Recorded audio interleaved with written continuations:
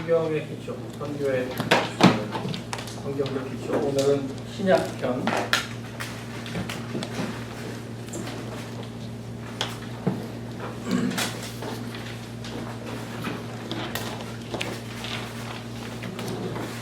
여러분 교재 7쪽입니다. 신약 성경에 나타난 세계 선교.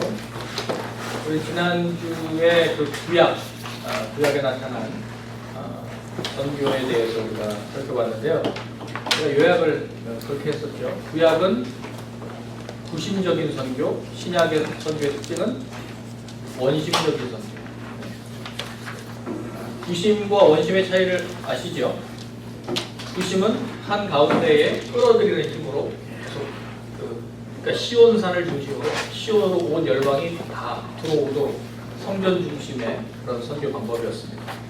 근데 그것이 실패로 끝나요. 그 성전 중심의 선교가. 그래서 이제 예수님, 하나님의 아들을 하나님께서 직접 선교사로 보내셨죠. 그리고 그 예수님께서 이제는 세상으로 나가라, 우리를 파송해 주셨습니다. 그래서 원심, 이제 예루살렘에서 시작해서 그 힘이 바깥으로 나가는 힘이 이제 주로 있다는 것이죠. 그렇다고 해서 신약의 그런 구심적인 선교는 없는가? 그렇지는 않습니다. 여전히 구심적인 모습들은 다 있습니다. 회당을 중심으로, 또 교회를 중심으로, 예루살렘을 중심으로, 또 안디옥 교회를 중심으로 이렇게 그 모이는 힘은 있습니다. 그렇지만 전반적인 그 특징이 구약은 구심적, 신약은 원심적이다라고 하는 것을 알 수 있습니다. 신약 성경에 나타난 세계 선교 살펴보겠습니다. 여러분, 신약 성경은 어떤 언어로 기록되어 있었죠? 헬라어, 그리크. 히브리어는 구약 성경, 유대인들의 언어. 신약 성경은 그 자체가 언어가 당시 통용어인 헬라어로 기록이 되어 있습니다. 그리고 헬라어는 이방인들, 유대인들의 입장에서 이방인들의 언어입니다. 그러나 세계 공용어였기 때문에 이 헬라어로 성경을 번역했다라고 하는 것 자체가 선교적이라고 하는 목적을 가지고 있는 거죠. 굳이 선교를 생각하지 않았더라면 유대인들만의 종교로 끝날 거면 굳이 번역할 이유가 없습니다. 오늘날 번역을 거부하는 종교가 있습니다. 어딜까요? 경전 중에 번역을 거부하는 경전이 있어요.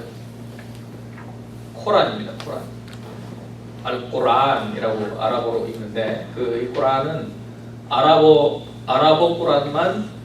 꾸란이고 번역본은 일단 그냥 참고서 정도. 물론 그 각각의 언어로 번역은 하고는 있지만 그 코란 한글 번역본을 그걸 코란으로 인정하지는 않습니다.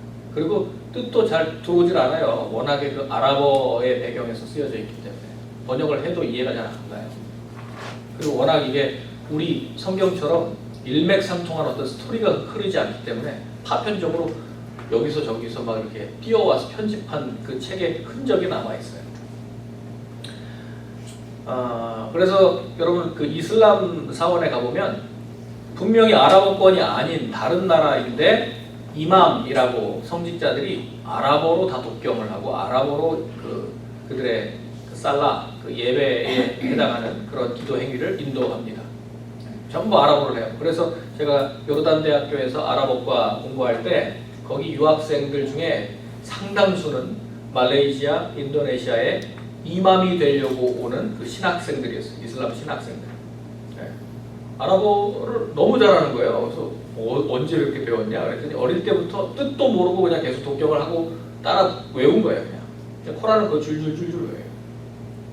뜻을 몰랐죠. 그런데 이제 아랍어를 정통으로 배우기 위해서 요르단까지 와서 이제 유학을 하는 친구들이었습니다. 기껏해야 이맘이 아랍어를 아는 것이지, 무슬림들, 그러니까 말레이 무슬림, 인도네시아 무슬림들이 아랍어를 알아들을 일이 없죠. 그러니까 이맘이 설교해 주는 것만 그들은 이해할 수밖에 없습니다. 그러다 보니까 이맘의 설교가 굉장히 중요해요. 우리는 목사님들의 설교를 이게 이상한데? 라고 생각할 수 있어요. 왜냐하면 여러분들도 우리 모든 성도가 다 성경을 읽고 우리도 이해할 수 있기 때문에 그래요. 우리 한글 성경을 갖고 있기 때문에. 근데 그들은 이해를 못해요. 우리 기독교 역사에도 번역을 금지했던 때가 있었죠. 언제였습니까? 그렇죠. 카톨릭 시대. 중세 암흑기라고 이야기하는 그 1000년 동안은 우리도 번역을 금지했습니다. 라틴어 성경만 성경이다. 다른 언어로는 번역하지 않았었습니다. 종교개혁과 더불어서 마틴 루터가 이건 잘못됐다. 하나님의 말씀은 모든 백성들에게 구원을 주시기 위해서 우리에게 주신 사랑의 편지인데 이거를 자신들의 언어로 읽지 못하게 하는 것 자체가 이거는 비성경적인 생각이다. 비선교적인 생각이다. 그러니까 성경의 정신과 위배된다 생각해서 마틴 루터는 자기 자신은 신약학자고 또 교수니까 뭐 당연히 라틴어 잘 알고 히브리어 헬라어에 정통한 사람이었지만 이걸 성경을 주신 목적대로 백성들에게 가르쳐주기 위해서 읽을 수 있도록 하기 위해서 독일어로 민중들의 언어로 번역을 했죠. 이것이 카톨릭의 이제 미움을 사게 되는 것이죠. 마침 그때 성경을 번역하고 종교개혁이 일어날 수 있는 배경이 하나 있었는데 환경 조건이 하나 있었는데 구텐베르크의 인쇄술이 그때 생겼죠. 그 인쇄술이 없었다면 그렇게 다량의 성경을 어떻게 찍어낼 수 있었겠어요. 그러니까 참 하나님의 그런 섭리가 있었습니다. 그리고 영국에서도 영어로 번역하는 위클리프, 존 후스 이런 사람 영어로 번역하다가 위클리프가 영어 번역해서 화형당해서 죽어요. 어떻게 감히 라틴어 번역을 영어로 이런 그 서민들의 언어로 번역을 할 수 있느냐라고 하는 것 때문에 순교를 당합니다. 그 정도로 우리 기독교도 번역하는 일이 굉장히 어려운 일이었어요. 근데 이게 이제는 개신교, 우리 기독교의 시대가 되면서 이제는 모든 언어로 번역하는 것이 맞다. 왜냐하면 사도행전 2장에 우리가 방언이 성령께서 임하시니까 방언이 이렇게 우리 입에서 열렸는데 방언으로 그들이 듣게 된 언어가 뭐예요? 각각 자기가 태어난 곳 방언으로 들었다는 거예요. 하나님은 각 나라 족속 백성 방언에 그 각각 다른 언어로 다 이해할 수 있도록 이 메시지를 그냥 우리에게 다 선물로 주신 거예요. 선교적이죠. 알아듣지 못하는 사람이 없도록 해야 되기 때문에 지금도 위클리프라고 하는 선교회는 성경 번역을 최우선으로 합니다. 아직까지 번역되지 않은 언어에 그 민족, 그러니까 이제는 소수 부족밖에 안 남았어요. 대부분 이 다수 종족들, 국가를 이루고 있는 종족들은 언어가 다 번역됐고요.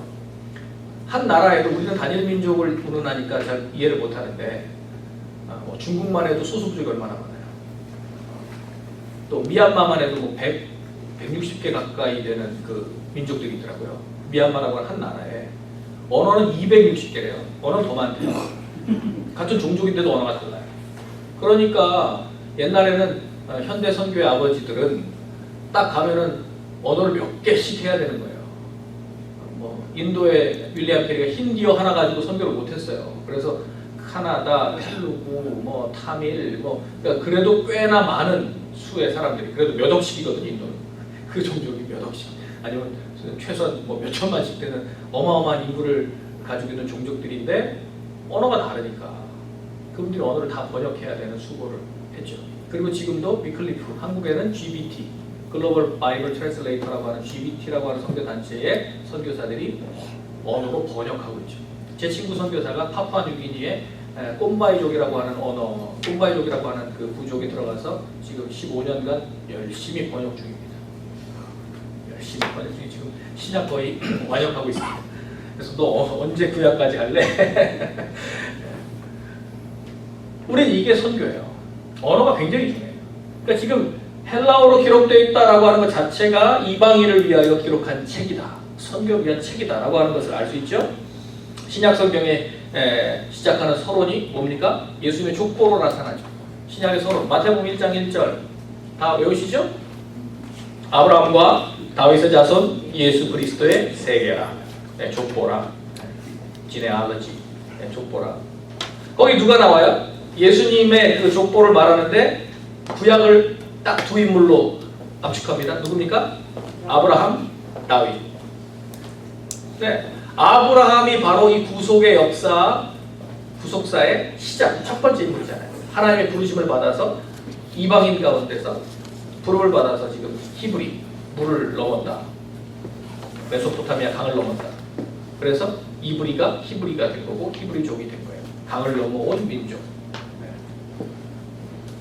네. 이게 지금 첫 번째 순종한 사람 아브라함을 통해서 땅의 모든 족속이 너와 내 자손을 통해서 복을 받게 하겠다라고 하는 그 아브라함에게 주신 약속. 또 두 번째 인물이 누굽니까? 다윗은요? 다윗도 마찬가지예요. 여러분 사무엘하 7장 한번 찾아볼까요? 아브라함의 이야기들은 우리 지난주에 충분히 했죠. 다윗 사무엘하 7장 12절 13절 한번 찾아보겠습니다.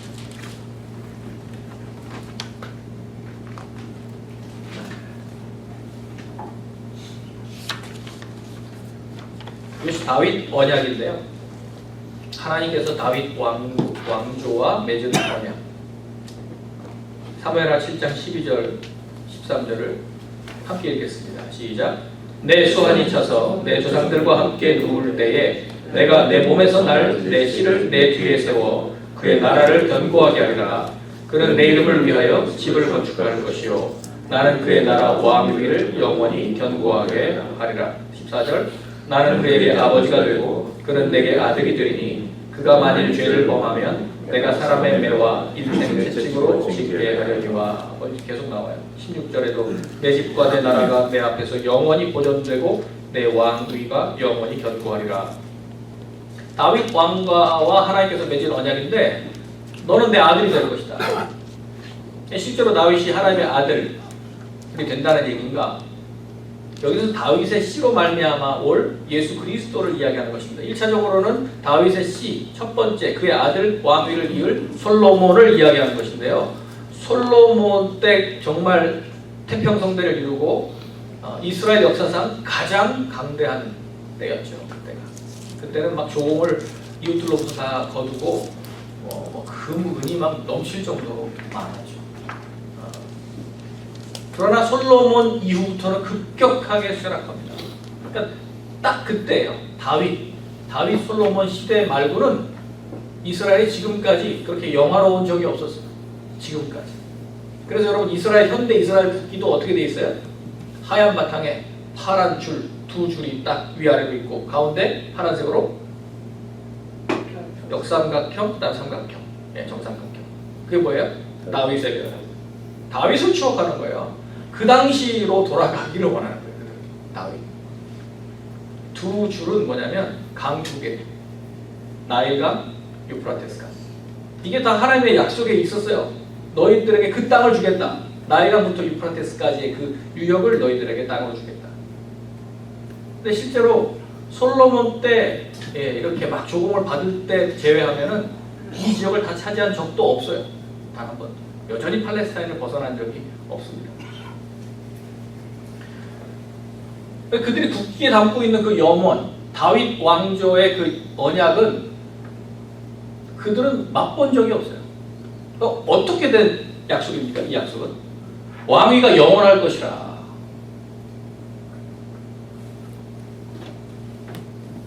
그건 바로 예수 그리스도, 다윗의 자손 예수 그리스도를 통해서 온 인류의 하나님의 나라가 임할 것이다 라고 하는 약속이죠. 그리스도의 통치를 가리키는 것입니다. 다니엘 7장 13절 한번 찾아보겠습니다.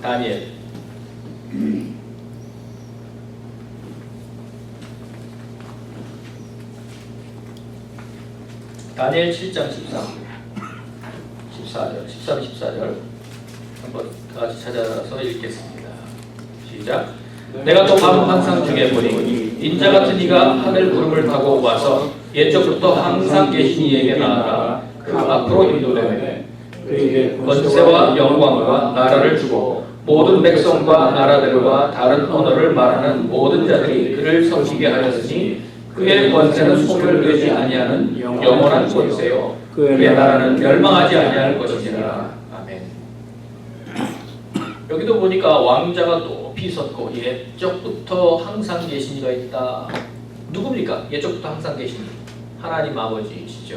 또 인자 같은 이, 예수 그리스도시죠.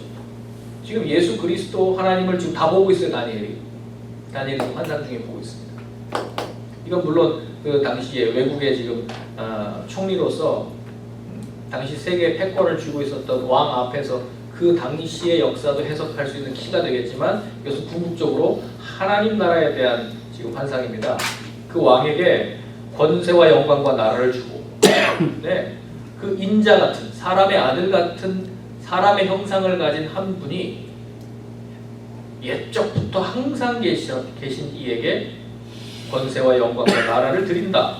모든 백성과 나라들과 다른 언어를 말하는 모든 자들이 그를 섬기게 하였다. 그의 권세는 영원한 권세요. 그의 나라는 멸망하지 않는 하나님 나라. 하나님 나라입니다. 우리 지난주에 스가랴 9장 9절 우리가 한번 봤는데요. 겸손하여 나귀를 타고 입성하신다는 그 예언인데 이방인들에게 평화를 전하는 그 왕. 그 통치 영역은 바다에서 바다까지. 그렇죠? 땅 끝을 이야기하는 거예요. 여러분들 아브라함과 다윗의 자손 예수 그리스도의 세계라 라고 했던 그 마태복음 1장 한번 가봅시다. 마태복음 1장의 족보가 이게 참 재밌죠. 이게 구약과 신약을 이어주는 브릿지인데 구약과 신약을 이어주는 브릿지인데 이게 족보로 이어집니다. 당연히 구약 율법과 선지자 또 시가서를 잘 이해하는 유대인들의 입장에서 그 유대인들이라고 하면 마태복음 1장을 누구나 다 이해할 수 있는 그런 역사적인 배경 지식을 갖고 있죠. 그때 의도적으로 마태가 의도적으로 이 계보, 이 족보에서 여인들을 4명, 마리아까지 하면 5명, 여인들 4명을 지금 역사에 집어넣습니다. 이 예수님의 족보에. 누굽니까? 첫 번째 3절에 다말. 유다는 다말에게서 베레스와 세라를 낳고 다말. 그 다말이 어떤 여인이죠? 네, 유다와 다말의 관계는 시아버지와 며느리. 근데 시아버지와 며느리 사이에서 베레스와 세라가 나왔어요. 어떻게 된 겁니까? 우리 창세기 38장 보면 이런 끔찍한 일이 막 이러고서 우리 속으로 막 분이 올라오는데, 근데 이게 정말 이 구속의 역사 가운데 꼭 있어야 되는 일이었다는 거예요. 역대상에도 나오고요. 이 기록, 성경 기록에 족보에 빠짐없이 등장하는 여인의 이 이야기.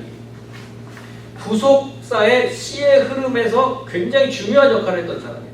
유다의 자손에서 홀이 나온다, 또 왕이 나온다 그랬는데, 그래서 예수님도 아브라함 다윗의 자손이기 때문에 다윗이 유다 지파잖아요. 그래서 왕이 됐잖아요.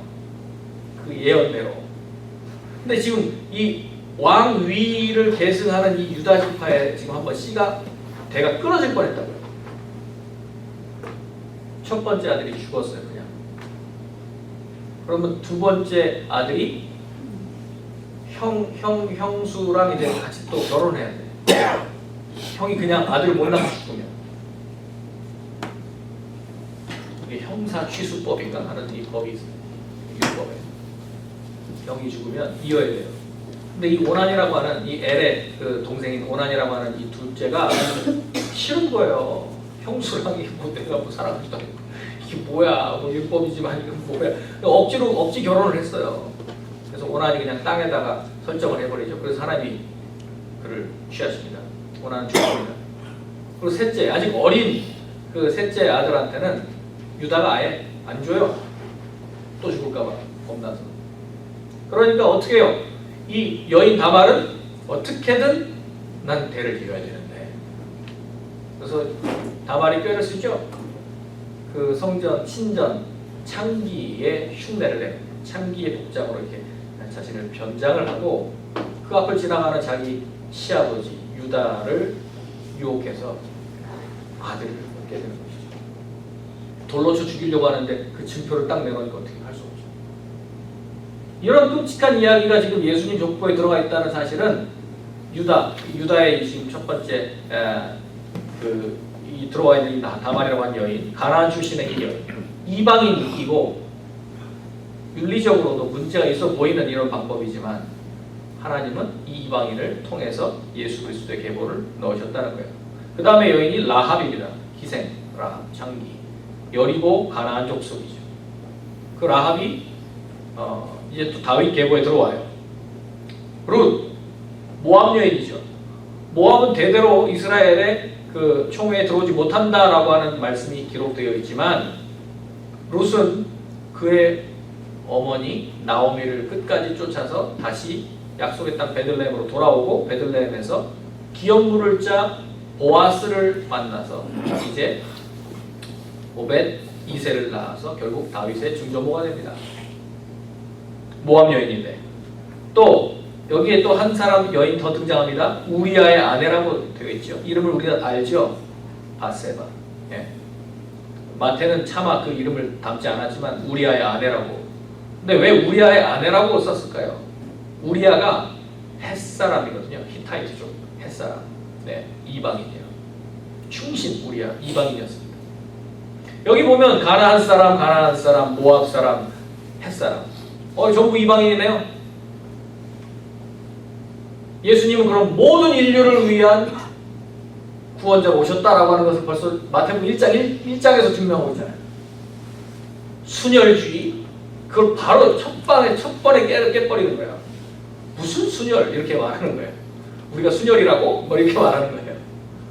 우리 선조들, 우리 조상들 중에 어떤 역사가 있었는데 다시 한번 생각해봐라 하는 겁니다. 그리고 이분이 우리의 메시아다라고 지금 선포하는 거예요. 재밌죠? 복음서들이 선교를 강조하여 가르치고 있죠. 예수께서 이 본을 보이시는데요. 여러분 우리 지난주에도 이거 봤잖아요. 바울의 메시지의 주제. 바울의 메시지의 주제가 뭐였어요? 사도행전 26장 다시 한번 살펴볼까요? 사도행전 26장. 아그리파 왕 앞에서 이 바울이 지금 뭐라고 말합니까? 뭘 이야기합니까? 사도행전 26장 22절 23절 시작. 하나님의 도우심을 받아 내가 오늘까지 서서 높고 낮은 사람 앞에서 증언하는 것은 선지자들과 모세가 반드시 되리라고 말한 것밖에 없으니 곧 그리스도가 고난을 받으실 것과 죽은 자 가운데서 먼저 다시 살아나사 이스라엘과 이방인들에게 빛을 전하시리라 함이니이다 아니라. 아멘. 선지자들과 모세가 반드시 되리라고 한 것, 구약이 증언하는 그 일을 나는 얘기했을 뿐입니다. 곧 그리스도가 고난을 받으실 것, 구약의 예언대로, 그리고 죽은 자 가운데서 먼저 다시 살아나사 부활하실 것, 그리고 이스라엘과 이방인들에게 빛을 전하시리라. 세계 선교. 예수 그리스도의 고난과 또 부활, 그리고 세계 선교. 이 두 가지 큰 주제는 누가복음 24장에서도 구약의 전체 주제라고 말씀드렸고 지금 바울의 메시지의 주제도 마찬가지입니다. 그리스도의 고난과 부활, 그리고 세계 선교. 그래서 신약의 주제를 한마디로 말씀해보라고, 요약해보라고 여러분들에게 시험을 내면 여러분들은 요 답을 하시면 정답입니다. 구약의 전체 주제 이거예요. 신약의 전체 주제 이겁니다. 그래서 결국 구약과 신약이 우리에게 무슨 메시지를 전하고 싶은가? 예수 그리스도는 돌아가셨고 부활하셨고 우리는 이 복음을 딱 끝까지 전해야 된다. 이게 지금 신구약 전체가 우리에게 말하는 핵심 메시지예요. 창세기에서부터 요한계시록까지를 관통하는. 자, 선교사 예수님에 대해서 보겠습니다. 예수님께서 이 선교사로 오셨다라고 하는 사실을 여러분들은 잊으시면 안 됩니다. 구약에도 선교사들이 많이 있었어요. 그러나 선교사라고 딱 생각할 만한 전형적인 모델은 요나가 이제 전형적인 인물입니다만은 요나가 아주 효과적인 선교했죠.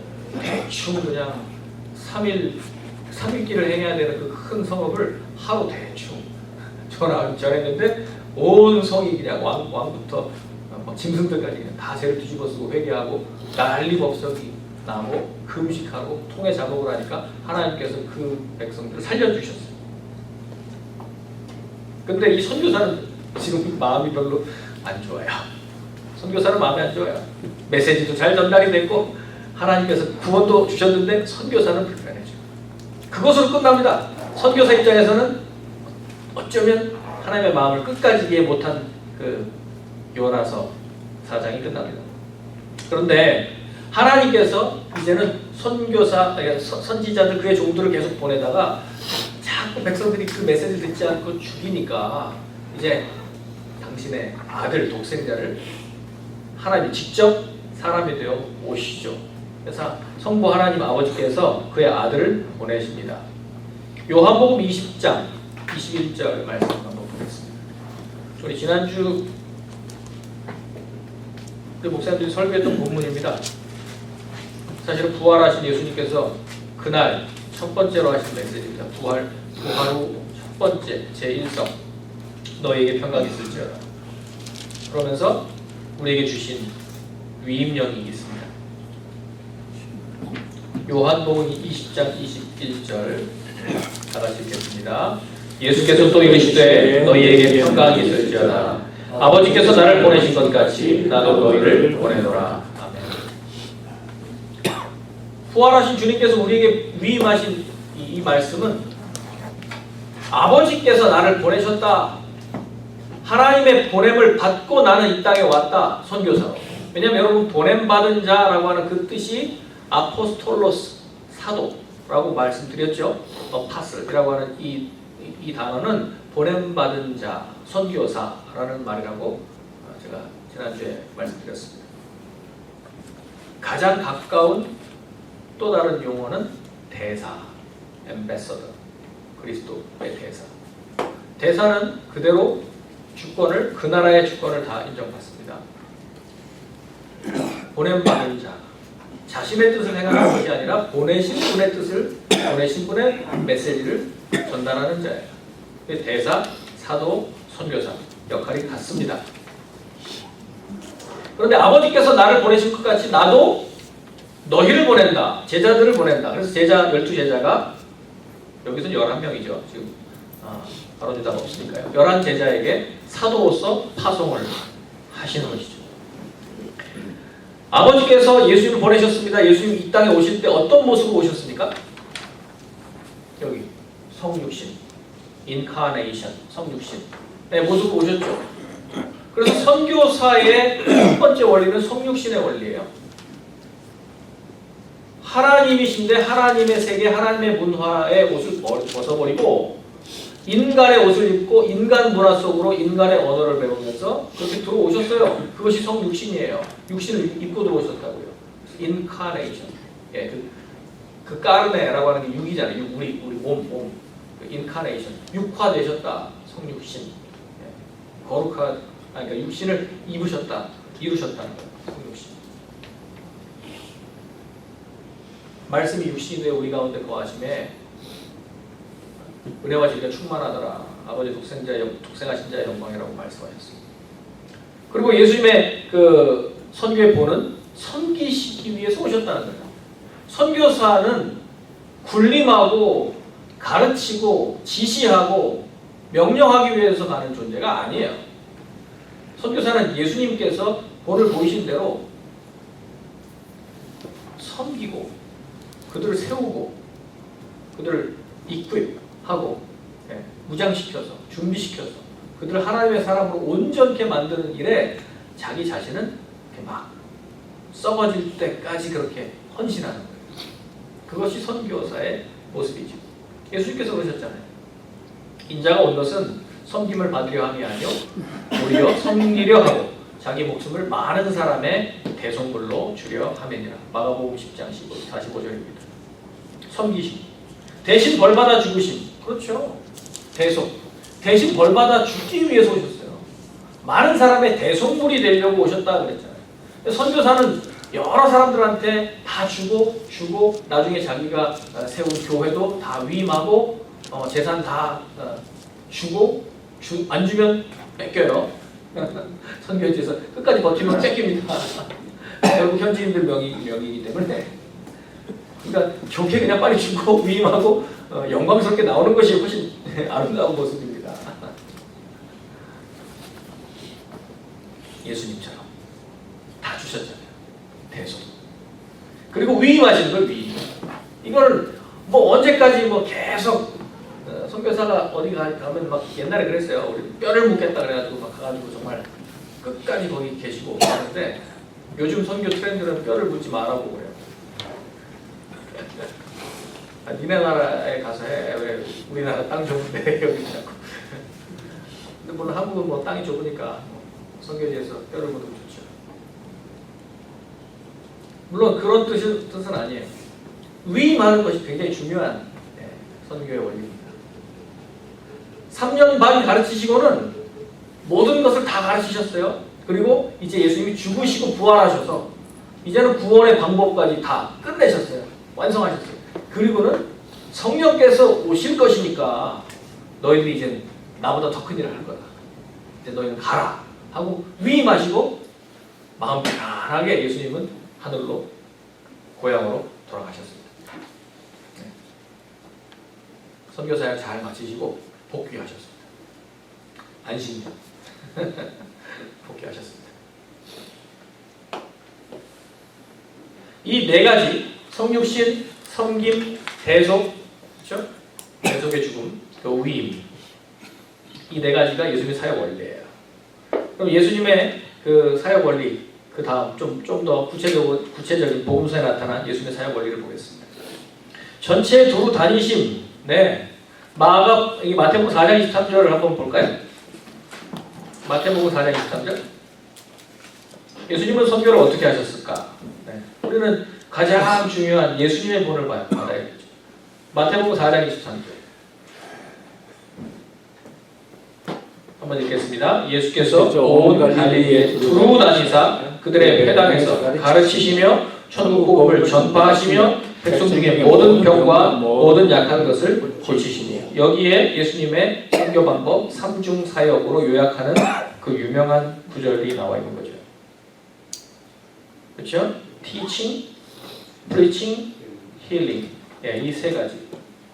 그래서 요즘에 선교사들이 다른 거 하는 거 아니에요. 이거 합니다.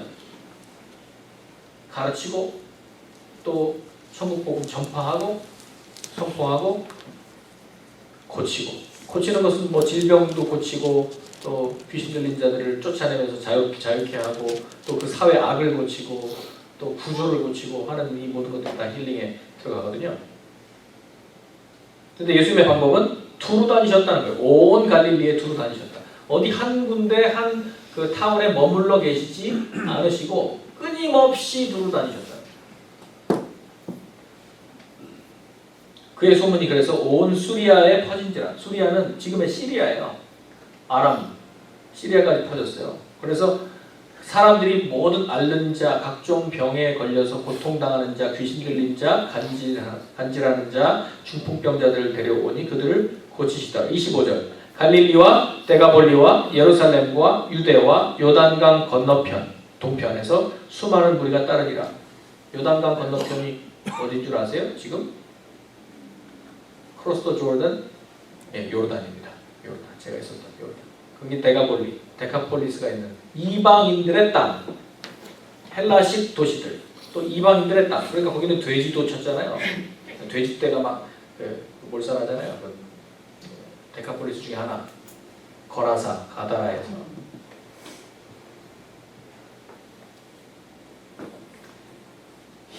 마태복음 9장 35절 한번 보겠습니다.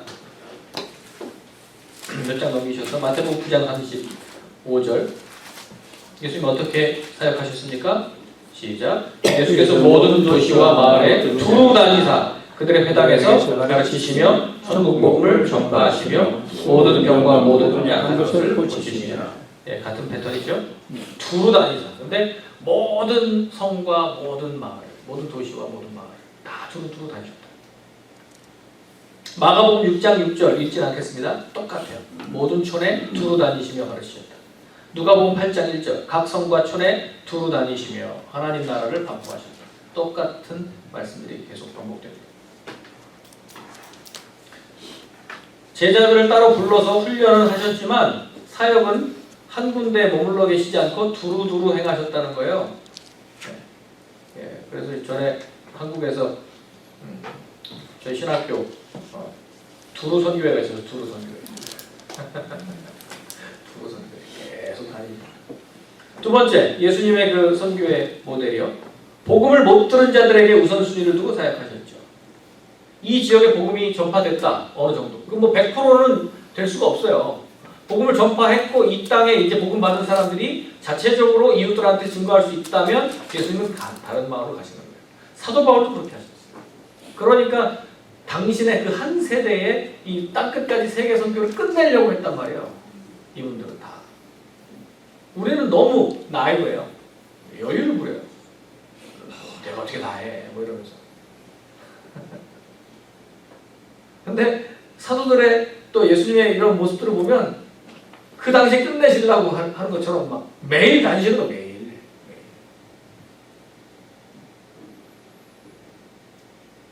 마태복음 11장 1절 여기도 여러 동네에서 가르치시고 전도하시려고 거기를 떠나가시니라. 왜 떠나셨어요? 이미 여기는 복음 내가 전했다. 그러니까 아직 듣지 못한 곳으로 또 가야 되니까. 마가복음 1장 36절 이하에 여러분 그 교재에 있습니다. 무리들이 예수님을 따랐지만 예수님은 다른 마을로 가셨죠? 우리가 다른 가까운 마을들로 가자. 거기서도 전도하리니 내가 이를 위하여 왔노라. 예, 주님은 당신이 오신 목적을 전도해야 되는데 다른 마을로도 계속 나는 나가야 된다는 거예요. 아직도 이 복음을 들어야 될 다른 마을들이 있다는 거예요. 그래서 온 갈릴리에 다니시는 거죠. 누가복음 4장 42절 이하에도 두루 다니시며 전도하셨죠. 내가 다른 동네들에서도 하나님의 나라 복음을 전하여야 하리니 나는 이 일을 위해 보내심을 받았노라. 세 번째 원리는요. 의도적으로 이방인에게 다가가셨다는 것입니다. 마태복음 8장 28절 한번 찾아보겠습니다. 마태복음 8장 28절.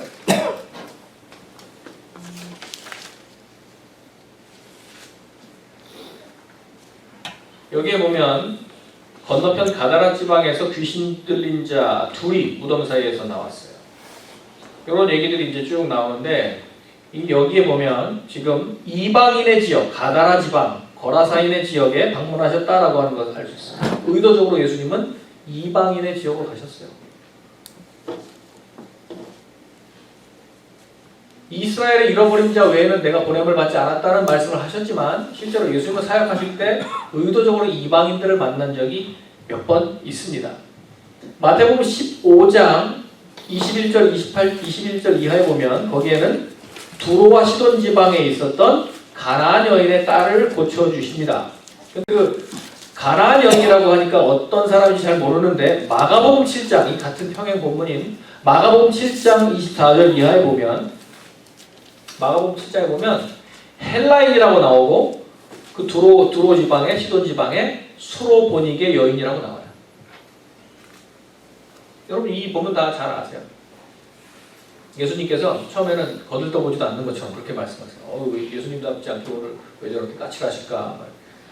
예수님 뭐라고 하셨어요? 이 여인한테? 자녀들의 떡을 취하여 개들에게 던짐이 마땅치 아니하다. 너 뭐라는 거예요? 개. 이방인은 개로 생각하는 게 유대인들의 사고방식이거든요. 예수님이 그 유대인들의 그 문화적인 표현을 그대로 쓴 거예요. 개한테 자녀들의 떡을 던지는 거 아니야. 그런 거예요. 근데 이 여인이 뭐라 그래요? 주여 올소이다마는 개들도 주인의 그 상에서 떨어지는 부스러기를 먹지 않습니까? 그럼 저 부스러기라도 좀 은혜를 주세요. 그랬더니 예수님이 놀라면서 이렇게 여인아 네 믿음이 크도다. 그러면서 네 딸이 지금 고침을 받았느니라 말씀하시는 거예요. 이 여인, 이방 여인, 수로보니게 여인. 수로보니게라는 말은 시리아 페니키아라는 말 합성어입니다. 시리아 페니키아. 페니키아는 오늘날의 레바논, 두로와 시돈이 있는 레바논 땅. 이방인들이에요. 이방인. 예수님은 이방인을 지금 구원하셨습니다. 누가복음 17장 12절 이하에는 문둥병자 10명의 나병 환자들이 길을 가다가 예수님 만나서 고침을 받습니다. 그래서 막 길 가다 보니까 자기가 다 나았어요. 자기들이 다 나았어요. 깨끗함을 받았습니다. 근데 너무 기뻐서 빨리 가족들 만나고 뭐 보고해야 되니까 다 떠났는데 한 명만 돌아왔죠. 누구요? 사마리아 사람. 나병 환자 10명인데 유대인 9명은 다 가버리고 사마리아 사람. 이방인이죠. 유대인 출신 나병 환자들은 지금 나병 환자가 돼서 소외되고 버림받았던 것만 상처였나 봐요. 이게 치유되니까 뭐 정신없어요 지금. 그런데 사마리아인이었던 이 사람은 이중으로 지금 수치를 당하고 이중으로 지금 고통을 당했었단 말이에요. 자신이 받은 이 치유, 이 구원이 얼마나 큰 것인지 이 은혜에 대해서 예수님께서 지금 감사하러 다시 돌아갑니다. 사마리아인. 요한복음 4장 5절에 이하에 보면 거기 예수님께서 의도적으로 유대인들이 가지 않는 길을 택하여 가십니다. 그 길이 어디예요? 바로 사마리아를 통과하여야 하겠는지라 제자들이 되게 가기 싫었을 거예요. 이 선생님은 왜 이러실까? 왜 이 길을 선택하는 거야? 그런데 의도적으로 예수님이 지금 사마리아로 지나가셔서 그 수가성 여인, 그 여인을 우물가에서 야곱의 우물에서 만나서 그 여인에게 영원히 목마르지 아니한 그 생수를 약속해 주십니다. 그리고 그 여인을 통해서 그 사마리아 성이 다 예수님을 믿게 되는 사건이 있었죠. 다섯 번째, 위임하고 떠나시는 거죠. 승천하십니다. 그냥 위임하고 떠나시는 거예요. 이것이 예수님의 사역 원리예요. 한번 요약해 볼까요? 첫 번째, 예수님은 사역 어떻게 하셨어요? 두루두루 다니셨다. 한 군데 머물러 있지 않으셨다. 전도가 긴급하기 때문에 아직까지 복음이 전파되지 않은 것을 우선적으로 찾아내셨다. 세 번째, 이방인을 선교하셨다는 거예요. 네 번째, 제자들에게 위임하고 떠나셨다. 스승 입장에서 보면 제자들은 언제나 부족해 보여요. 아빠 엄마 입장에서 보면 자녀들은 나이가 들어도 한심해 보여요. 아직도 어려 보여요. 그러나 위임하죠. 위임하고 맡기면 다 해요. 우리가 너무 그걸 다 챙기려고 그래서 그렇죠. 예수님의 선교 원리가 그렇습니다. 예수님의 선교, 추수의 긴급성, 추수의 긴급성을 강조하셨습니다. 희어져 추수하게 되었도다 라고 말씀하고 있죠. 지금 이미 다 우리 눈으로 보면 아직 넉 달이 지나야 추수할 때가 이르리니 라고 말하지만 예수님께서 눈을 들어 다시 뭐라는 거예요. 희어져 추수하게 되었도다. 지금 일반 얘기하는 게 아니고 사람들, 영혼들을 이야기하는 거예요. 순회 전도와 세계 복음화를 명하셨죠. 예수님 급하세요. 가면서 전파하여 말하되 천국이 가까웠다 말하라. 마가복음 16장 15절 너희는 온 천하에 다니며 만민에게 복음을 전파하라. 다니라고, 가라고 계속 말씀하고 있어요. 아까도 우리 신약의 선교 원리는 원심이라고, 원심적이라고, 가라고. 세 번째, 이방인에 대한 하나님의 관심을 계속 가르치시죠.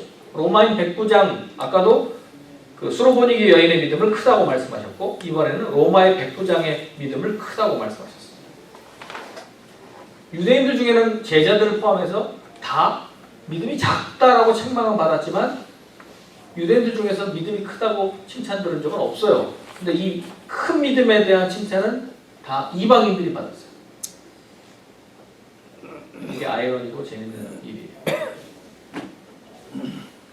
이방인에 대한 하나님의 관심. 누가복음 4장 25절 이하에 보면요. 엘리야 시대 때 수많은 유대인들이 엘리야 시대 때 3년 6개월 동안 가뭄이 돼서 다 같이 힘들었어요. 다 같이 힘들었지만 유대인 과부들도 많았지만 엘리야가 누구한테 보냄을 받아요? 그 시돈의 사렙다 과부. 아까 그 수로보니게 여인이 있었던 바로 그 땅. 사렙다 과부한테 보냄을 받지 않았냐. 이방인에 대해서. 또 엘리사 시대 때에도 유대인들 중에도 나병 환자들 그렇게 많았는데 지금 엘리사가 고친 나병 환자는 수리아 사람, 아람의 군대 장관 나만뿐이었지 않았느냐. 지금 이방인이지만 그들도 구원받아야 될 하나님의 대상이라는 거예요. 마태복음 8장 10절 이하에 로마인 109장의 믿음을 칭찬하셨다는 것이죠. 그래서 뭘 말씀하셨어요?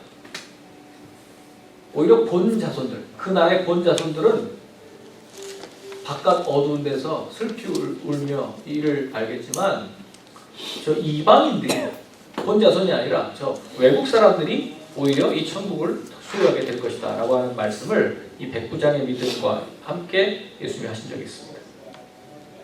21장 43절에 보시면 그 나라를, 하나님의 나라를 너희는 빼앗기고 그 나라를 열매 맺는 백성이 받으리라 이렇게 말씀하시죠. 이방인 이야기를 계속하십니다. 또 24장 마태복음 24장 14절 말씀 여러분들이 이제 많이 들어서 아시는 말씀입니다. 이 천국 복음이 모든 민족에게 증언되기 위하여 온 세상에 전파되리니 그제야 끝이 오리라. 재림과 말세의 징조로 천국 복음이 모든 민족에게 전해져야 한다. 또 25장에 마태복음 25장 이 종말장에 또 뭐가 있냐면 비유로 모든 민족을 모으시고 양과 염소를 분별하신다고 분명히 말씀하셨어요. 모든 민족을 모으시고 마가복음 11장 17절에는 내 집은 만민이 기도하는 집이라 이렇게 말씀하셨잖아요. 만민이 기도하는 집. 여호와와 연합하여 안식일 준수하고 하나님의 언약을 굳게 지키는 이방인들마다 하나님께서 그들도 인도해서 그들의 제사를 기꺼이 받으시겠다는 거예요. 그래서 내 집은 만민이 기도하는 집으로 만들겠다. 만민, 이방인들로 들어오는 집으로.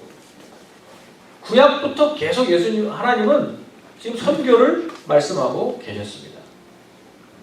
그런데 만민이 기도하는 집으로 집이라 일컬음을 받으리라 하셨거늘 너희는 강도의 구려를 만들었다. 예수님께서 책망하시면서 상을 둘러엎으시고 성전을 청결케 하신 사건이 나오죠. 또 중요하죠. 이방인 사건이 요한복음 12장 32절 이하에 보면 20절에 헬라인들이 예수님의 아련을 이렇게 요청해요. 빌립에게 선생님 우리가 선생님을 배우고자 합니다. 그랬더니 예수님이 뭐라고 그래요? 인자가 영광을 얻을 때가 왔도다. 굉장히 기뻐하세요. 헬라인이 찾아왔다라고 하는 이 사실을 듣고 예수님 굉장히 기뻐하십니다. 그러면서 땅에서 들리면 모든 사람을 내게로 이끌겠노라. 이제 십자가에 대해서 공표를 하기 시작하시는 거예요. 그것이 때가 찼다는 거예요. 이제 이방인이 돌아왔다라고 하는 것이 예수님의 그 구원 역사에서 이제 때가 찼다는 거예요. 예수님은 유대인만의 구원으로 오신 분이 아니에요. 모든 이방인까지 모든 인류, 모든 족속들을 위한 구원자로 오셨다라는 것입니다. 또 네 번째 사역의 방법으로 기도를 강조하셨죠. 기도해라. 기도하지 않고 선교는 되지 않는다는 것입니다. 여러분 왜 기도로만 선교가 가능할까요? 선교는 돈으로 하는 거 아닙니까? 그래서 우리 후원의 법도 하는데 돈으로 하는 거 아닌가요? 뭐 선교사님들 선교 편지 전부 돈 달라는 얘기 아니에요? 여러분들 오해하실 수 있어요. 그럼 돈 있으면 그 지역이 그럼 정말 구원이 됩니까? 돈 꼭 필요해요. 선교에서 꼭 필요해요.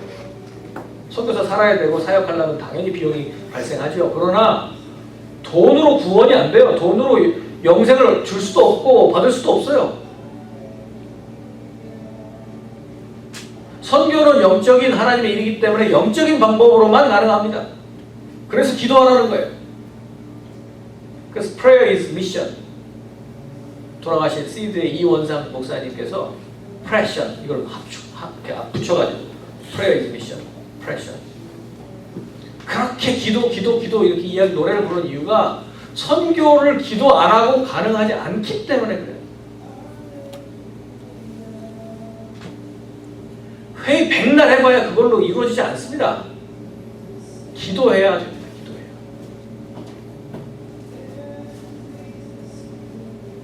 마태복음 9장 37절에도 보면 일꾼의 그 피로를 채우기 위해서 뭐라고 말씀하십니까? 9장 37절에 이에 제자들에게 이르시되 추수할 것은 많되 일꾼이 적으니 38절 그러므로 추수하는 주인에게 청하여 추수할 일꾼들을 보내주소서 하라. 기도하라는 거예요. 우리 교회에 추수할 일꾼을 더 보내주십시오. 이 지역에 정말 희어져 추수하게 되었는데 이 영혼 정말 복음을 받아야 될 영혼들은 많은데 하나님 이 지역에 추수할 일꾼을 보내주십시오. 기도하라는 거예요. 그리고 누가복음 10장에 그 70인을 파송하실 때에도 첫 번째 본면은 일꾼을 보내달라고 기도하라 라고 하는 것이었습니다. 또 이거 제가 이 네 번째 빼먹었는데 선교적 종말 세계 선교와 예수님의 재림의 관계는요 바로 아까 마태복음 24장 14절 선교적 종말 이 천국 복음이 모든 민족에게 증언되기 위하여 온 세상에 전파되리니 그제야 끝이 오리라. 이것을 뭐라고 말합니까? 선교적 종말. 선교적인 종말로 이렇게 말합니다. 선교가 완성이 되어야 끝이 온다라고 하는 이게 성경적인 시각이죠. 그런데 어떤 사람들은 종말론적 선교를 이야기하는 사람이 있어요. 반대의 개념이에요. 종말론적 선교. 지금 시간이 없어, 급해요. 그러니까 우리가 종말의 때를 살고 재림의 때가 가까이 왔으니 긴급하게 복음을 전해야 된다. 비슷한 개념 같지만 종말론적 선교가 아니고 선교적인 종말을 우리는 하고 있는 거예요. 선교를 완성해야만 예수님이 오실 수 있다. 사역지 결정을 우리는 어떻게 합니까? 가서 온 천하에 다니며, 우리는 사역지 결정을 할 때요, 먼저 긴급한 그 필요들을 우리는 봐야 되겠죠. 그리고 은사와 사역지의 관계를 생각해 봐야 되겠죠. 자신이 갖고 있는 은사, 또 그 은사를 가진 일꾼을 필요로 하는 그 선교지, 거기에 일꾼이 없는 곳에 내가 가야죠. 그러니까 다른 어떤 매력적인 것보다도 버려져 있는 영혼들, 잃어버린 영혼들이 있는 곳에 우리는 가야죠. 이것이 선교지 결정의 원리. 선교 사역의 내용은요, 복음을 전파하는 것, 제자 삼는 것, 이 두 가지가 바로 선교 사역의 내용입니다. 자, 우리 이제 The Great Commission, 지상 명령이라고 말을 하는데 저는 이 말을 명령이라는 말 잘 안 씁니다. 지상 위임령, 대위임령 또는 대사명, 저는 그렇게 말합니다. 왜냐하면 지상 명령하면 좀 헷갈리는 게 하나 있어요. 그러면 최고의 명령이라는 것인데, 가장 높은 명령이라는 것이잖아요. 지상 명령이라고 하면 그건 The Great Commandment, 가장 큰 명령이 있어요. 대계명. 너희는 마음을 다하고 목숨을 다하고 뜻을 다하여 주 너의 하나님을 사랑하라. 첫째는 이것이고, 둘째는 이와 같으니 내 이웃을 내 몸과 같이 사랑하라. 하나님 사랑 또 이웃 사랑, 이 두 가지, 이게 온 율법과 선지자의 강령이다라고 말씀하신 이 계명이 가장 큰 계명이에요. 이게 The Great Commandment, 이 대계명이라고 말할 때 지상 명령이라고 말하면 어쩌면 이게 맞는 것 같아요. Great Commission은 위임령이죠. 위임령. 우리에게 부탁하신 명령이긴 하지만 이건 위임한 거, 우리에게 부탁하신 사명을 맡기신, 그래서 대사명이라고 말할 수 있는데요. 이 대사명이 바로 선교 위임령입니다. 이 선교 위임령은 마태, 마가, 누가, 요한 4복음서에 다 있고요. 플러스 사도행전에도 있습니다. 그래서 이 다섯 권의 책에 공이 대위임령은 있습니다. 마태복음 28장 18절에서 20절 여러분 다 아시죠? 제가 이렇게 권위, 위임령, 약속 이렇게 써놨잖아요. 찾아보세요. 마태복음 28장 18절 명령자의 권위가 나옵니다. 어떤 권위를 가지셨어요? 예수님이 하늘과 땅의 모든 권세를 가지신 그분께서 우리에게 그 권위를 가지고 위임하시고 명령하십니다. 뭐라고 명령하십니까? 내용은 너희는 가라. 그리고 모든 족속을 제자 삼으라. 그리고 아버지와 아들과 성령의 이름으로 세례를 베풀라. 그리고 내가 너희에게 분부한 모든 것을 가르쳐 지키게 하라. 이게 위임령이에요. 거기에 동사가 몇 가지 있습니까? 가라, 제자 삼아라, 세례를 주라, 가르쳐 지키게 하라. 그러니까 뭐 지키게 하라는 그 목적이니까 그럼 가르쳐라. 그럼 이 네 가지 잘 보세요. 가라, 제자를 삼으라, 세례를 주라, 가르쳐라. 이 네 가지 동사 가운데 그러면 어떤 게 진짜 명령일까요? 뭐 진짜 명령은 또 뭐야? 어떤 게 그러면 메인 verb, 본동사일까요? 이 네 가지가 다 동사인데 예수님이 지금 강조점을 두신 동사는 단 하나예요. 뭘까요? 가라가 드시죠? 뭐 안 가면 뭐가 되나? 뭐 당연히 가야지. 이니셔티브죠. 그런데요, 그러니까 이 설교를 여러분들 못 들으셨네요. 그러니까 우리가 이게 제일 중요한 대위임령인데도 우리가 이걸 잘 몰라요. 근데 왜 그러냐면 이건 뭐 영어 성경을 읽어도 안 되고 한글 성경을 읽어도 안 되고 번역본의 한계가 이제 여기서 나오는 거죠. 헬라어 성경을 봐야만 감이 딱 오는데 네 가지 동사인데 형태가 달라요. 나머지 전부 분사형이에요. 분사형. 근데 하나만 명령형 본동사가 딱 going, baptizing, teaching 이렇게 돼 있고 본동사는 make disciples 제자를 삼으라. 마세튜사테 판타타 에스네 모든 족속을 제자 삼으라. 이게 본동사입니다. 그래서 예수님의 우리에게 대위임하신 이 명령의 핵심이 뭐냐? 제자 삼는 게 핵심이야. 너희는 제자지. 내가 너희들 그렇게 3년 반 동안 가르치고 세례주고 뭐 했는데 이거를 너희들이 그대로 해라. 그래서 너희도 너희와 같은 제자를 만들어내라. 이게 예수님이 우리에게 주신 위임령이에요. 우리는 그래서 뭐에 관심을 가져야 되냐면 제자. 내가 어떻게 예수님의 제자를 또 만들까?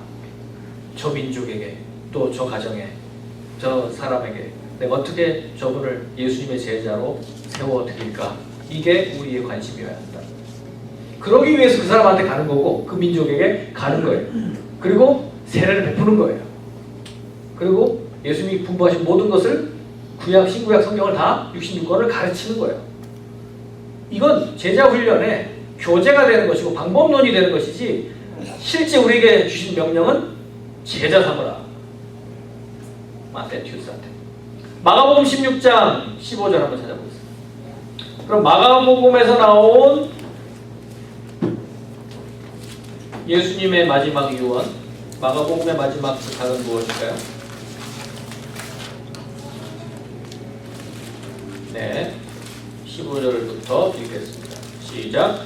또 이르시되 너희는 온 천하에 다니며 만민에게 복음을 전파하라. 믿고 세례를 받는 사람은 구원을 얻을 것이요 믿지 않는 사람은 정죄를 받으리라. 믿는 자들에게는 이런 표적이 따르리니 곧 그들이 내 이름으로 귀신을 쫓아내며 새 방언을 말하며 뱀을 집어 올리며 무슨 독을 마실지라도 해를 받지 아니하며 병든 사람에게 손을 얹은즉 나으리라 하시더라.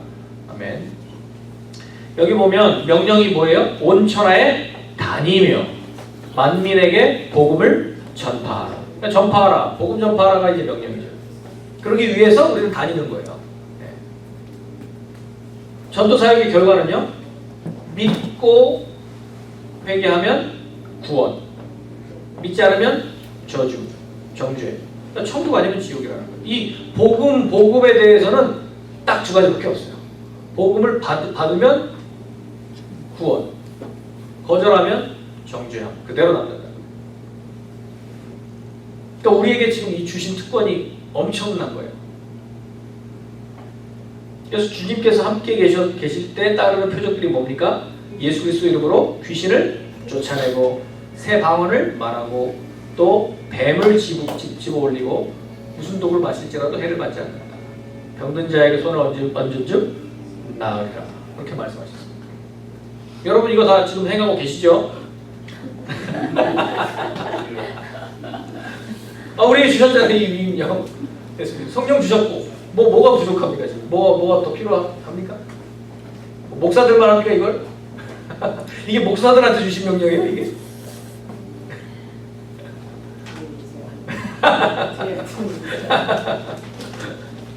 너희는 온 천하에 다니면 이걸 목사들한테만 줬냐고 이 말씀을. 아니요. 제가 증거 될게요. 증거. 사도행전에 7명의 집사님들을 세우셨어요. 스테반, 빌립, 우리 잘 아는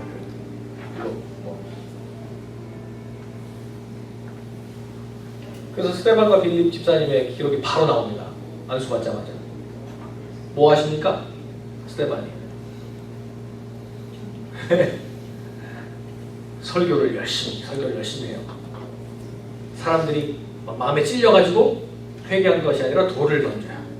그래서 스테반이 순교하십니다. 그런데 예수님이 돌아가실 때 모습과 똑같이 그렇게 하죠. 아버지여 저들의 죄를 용서하여 주옵소서. 자기들이 하는 일을 알지 못한 아이들. 예수님은 하늘에 계신 보좌에 계신 그 하나님과 벌떡 일어서 계신 예수님을 보면서 그 영광 가운데 순교하십니다. 빌립 막 사마리아 성에 가가지고 복음을 전하는데 이 표적이 다 나타나요. 지금 마가복음에 있는 이 표적이 다 나타나잖아요. 귀신을 쫓아내고 에티오피아 내시에게 그냥 축지법을 써서 쭉 가가지고 그 사람한테 복음을 전하고 세례를 베풀고 집사님이? 여러분 이게 사도들 목회자들한테만 주셨습니까? 천만의 말씀이죠.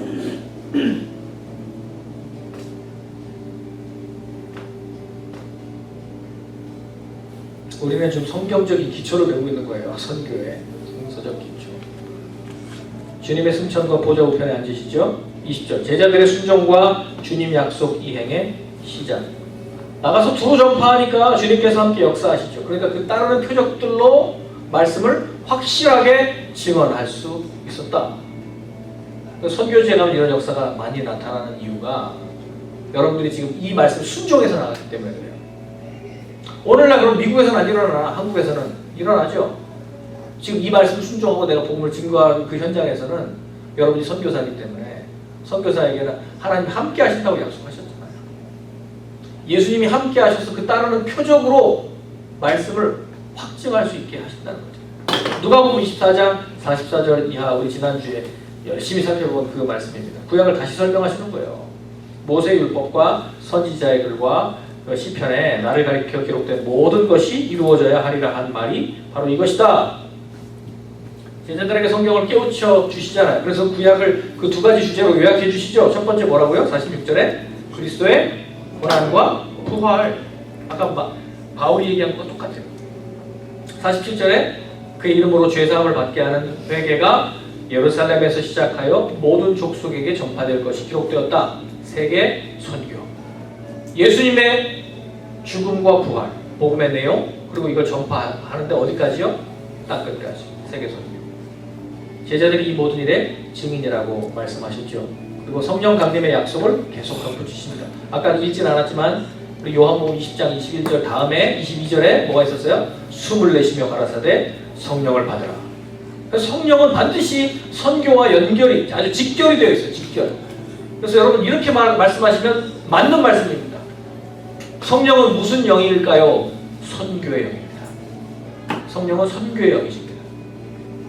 왜냐하면 예수님께서 선교를 명하실 때 딱 붙여서 성령을 꼭 말씀하시거든요. 왜냐하면 왜 우리한테 위임하시면서 자신있게 그렇게 예수님이 안심하시고 떠나실 수 있었냐면 또 다른 보혜사가 너희에게 올 것이기 때문에. 그분은 나와 똑같은 능력과 권세를 가지신 분이에요. 예수님의 영이시니까요. 하나님이시니까요. 그분이 임하면 아무것도 염려할 게 없죠. 예수님이 내 안에 계신 거니까.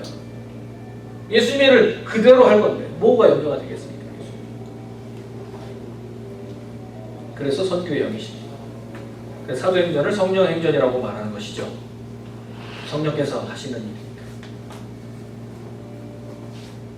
성령 강림의 약속을 여기서 누가복음 24장 49절에서도 해요. 볼지어다 내가 내 아버지께서 약속하신 것을 너희에게 보내리니 너희는 위로부터 능력으로 입혀질 때까지 이 성에 머물라. 능력으로 입혀질 때까지. 성령.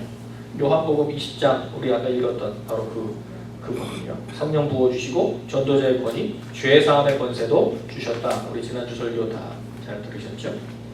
그럼 선교사에게 원동력은 뭡니까? 주님이 함께 하시는 것이죠. 마태복음 28장 20절에 보면 이렇게 이 선교 명령에 순종하는 제자들에게 뭘 약속하셨어요? 내가 세상 끝날까지 너희와 항상 함께 있으리라. 아멘. 임마누엘. 마태복음은 임마누엘로 시작해서 임마누엘로 마칩니다. 보라 처녀가 잉타의 아들을 낳으리니 그의 이름을 임마누엘. 하나님이 우리와 함께 하시다. 함께 계시다라고 하는 임마누엘. 그것이 성육신 하신 하나님의 모습. 그분이 우리와 함께 하시려고 이 땅에 오신 거잖아요. 사람의 몸을 입고. 예수님의 이름은 임마누엘. 하나님 우리와 함께 하신다. 그리고 이제 떠나시면서 오셨을 때 임마누엘, 떠나시면서 이제 성령께서 함께 하시니까 이 말씀, 이 명령, 아버지께서 나를 보낸 것 같이 나도 너희를 보내는데 이 명령 순종하면 하나님이 너희와 항상 함께 있으리라. 할렐루야. 임마누엘. 마태복음 이렇게 수미 쌍관으로 끝난다는 거 여러분 아셔야 됩니다. 마가복음 16장 15절 이하에도 보면 복음의 능력으로 우리는 구원받고 표적으로 그리스도의 권능, 이 그리스도의 이 대사로서 하나님은 우리에게 표적을 통해서 함께 하시는 것을 보여주시죠. 성령께서 함께 하시죠. 사도행전 1장 8절, 여기 사도행전 1장 8절이 사도행전에 나타난 위임령이에요. 다 외우시죠? 한번 외워보겠습니다. 시작. 오직 성령이 너희에게 임하시면 너희가 권능을 받고 예루살렘과 온 유대와 사마리아와 땅 끝까지 이르러 내 증인이 되리라 하시니라. 아멘. 사도행전 1장 8절. 여기 보면 또 뭘 말씀하세요? 성령이 임하시면. 성령이 임하시면 권능 받고 내 증인이 되리라. 성령께서 함께 하신다. 성령이 함께 하시는 그 특징, 권능이 나타나요. 두나미스.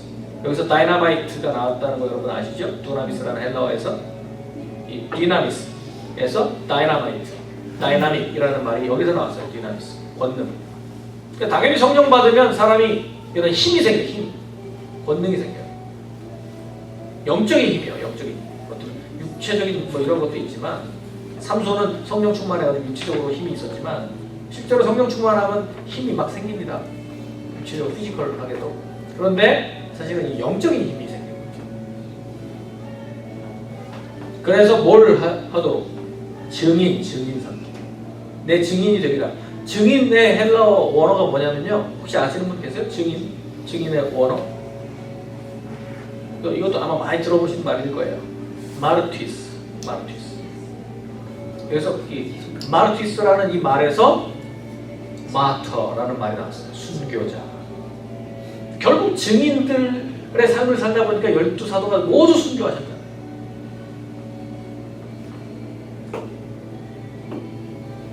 사실은 선교사적인 삶을 산다는 것은 이 땅에서 순교자의 삶을 산다는 것과 일맥상통합니다. 이 땅에서 내가 죽은 자로 살아야 선교가 가능하거든요. 내가 여전히 빳빳하게 살아있으면 그게 선교가 안 돼요. 오히려 선교에 걸림돌이 되고 방해가 되죠. 내가 죽어야 예수 그리스도가 나타나거든요. 내가 살아있으면 나만 나타나잖아요. 나만. 사람들이 나를 믿고 나를 보고 괜히 저러니까 기독교인들은 이렇게 되는 거잖아요.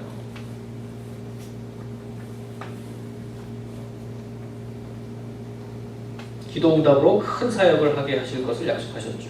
너희는 내가 떠나는 게 훨씬 유익이라. 성령이 오시면 나보다 더 큰 일을 하게 할 것이라고 말씀하십니다. 선교의 첫 번째 역사 기록인 사도행전. 여러분 마태, 마가, 누가, 요한 이 네 가지는 복음서입니다. 복음. 그러니까 이 신구약 전체에서 핵심 복음. 뭐 구약도 읽고 뭐 서신서도 읽고 뭐 여러 책들 여러분들 읽으시는데 복음서를 안 읽고 내가 예수님을 알 수 없죠. 근데 이 사도행전은 역사서예요. 역사서. 구약에도 역사서가 있었잖아요. 뭐 여호수아, 사사기, 룻기, 사무엘상하, 열왕기상하, 역대상하 이런 게 다 에스라, 느헤미야, 에스더 다 역사서예요. 역사서. 근데 신약의 역사서는 선교사 행전인 사도행전이 바로 역사서죠. 여러분 사도행전이 어떤 책입니까? 주요 인물이 다 누구예요? 선교사. 주요 인물이 선교사예요. 그러니까 선교사 행전. 사도라는 말 자체가 선교사라고 그랬잖아요. 보냄받은 자들. 베드로, 스데반, 빌립, 바울, 바나바, 실라, 디모데. 지명이 다 선교지예요. 안디옥, 에베소, 마케도니아, 고린도, 로마 다 선교지잖아요. 내용이 뭐예요? 사도행전의 내용? 선교사들의 사역 보고 내용이에요. 계시를 받았고 파송을 받고 전도 여행, 개척, 예루살렘 공의회 이거 전부 선교 내용이잖아요. 그러니까 사도행전은 그냥 선교 행전, 선교사 이야기. 선교사 열전이라는 책이 있어요. 선교사 열전. 그 루스 터커라고 하는 사람이 선교사들의 이야기를 묶어놓은 책이 있어요. 전 세계 선교사들의 이야기. 근데 우리도 지금 그 선교 열전을 쓰고 있는 중이라는 것이죠. 사도행전 28장으로 끝났는데 사도행전 28장에서 완성이 됐어요? 그 책이? 완성이 안 됐잖아요. 바울이 로마에 로마에 이제 그 황제에게 상소를 해가지고 로마까지 갔는데 거기서 그냥 하숙집에 유하면서 복음 전하는 것으로 그냥 끝이 나요. 아직 바울 죽는 거는 우리가 다 알지만 그 기록은 없어요. 계속 진행되는 책으로 오픈 컨클루전. 그래서 우리한테 29장을 쓰라고.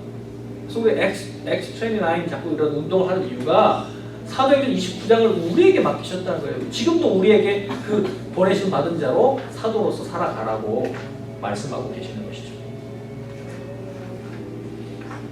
그래서 여러분 한번 보세요. 실제 주인공이 누굽니까? 실제 주인공 누구예요? 성령 하나님이에요. 성령 하나님. 그래서 이게 하나님의 선교라고요. 거기 이 책에 등장하는 주인공들은 뭐 베드로, 바울, 실라, 뭐 디모데, 아니면 뭐 빌립, 스테반 이런데 인물들인데 그 속에서 지금 역사하는 배우의 실제 주인공이 누구냐고요? 성령이잖아요. 성령에 이끌려서 빌립이 지금 쭉 가사에까지 가가지고 거기 에티오피아 내시를 만나잖아요. 에티오피아 그 여왕 간다게 국고 맡은 내시가 하필 이사야 53장을 읽고 있는 바로 그 타이밍에 그래서 이게 뭔 뜻이야? 고개를 갸우뚱갸우뚱 하고 있는데 성령께서 막 옆을 찔러가지고 빨리 가라 가자고.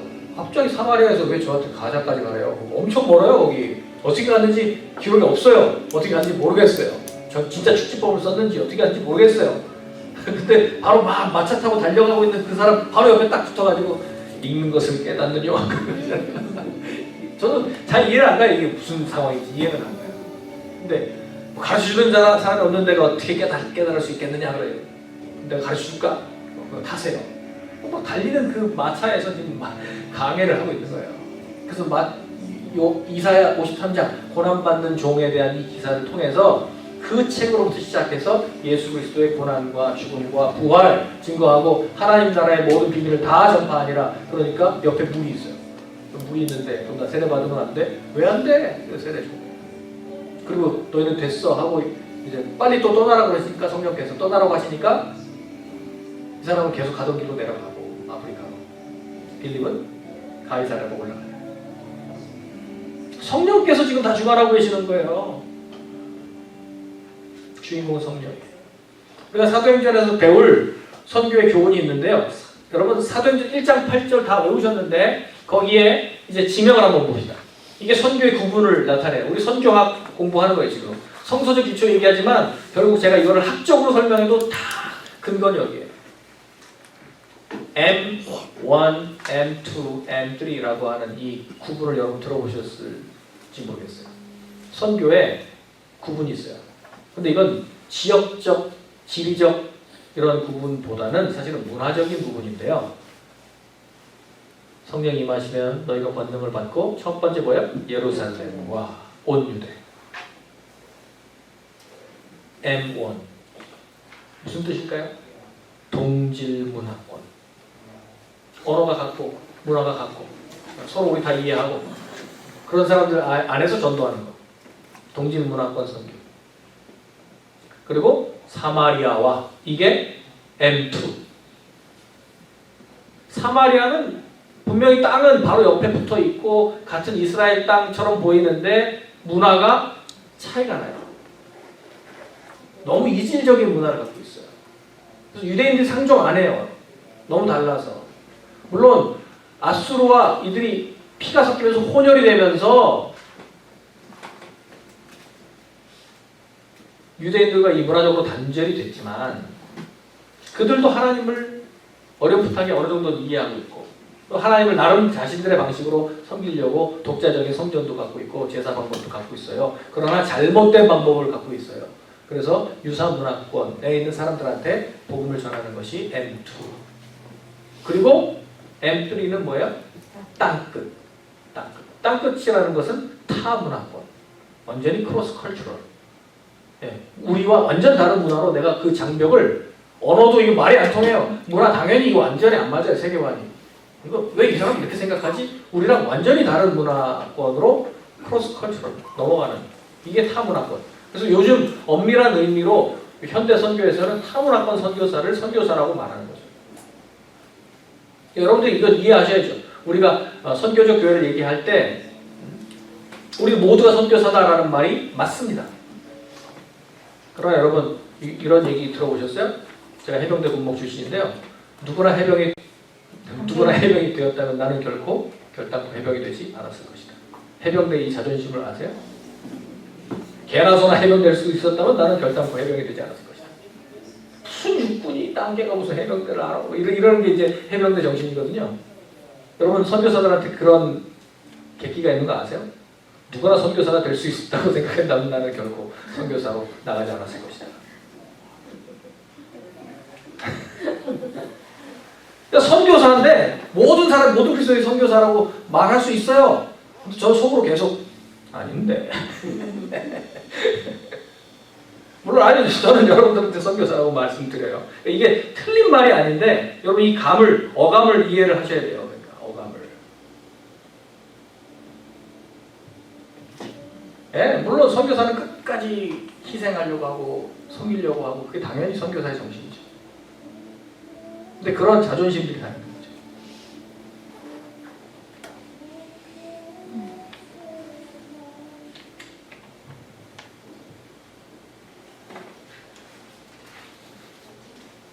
성령과 선교, 사도행전 1장 8절을 보면 증인을 삼으시고 능력을 주시고 땅 끝까지 인도하셨잖아요.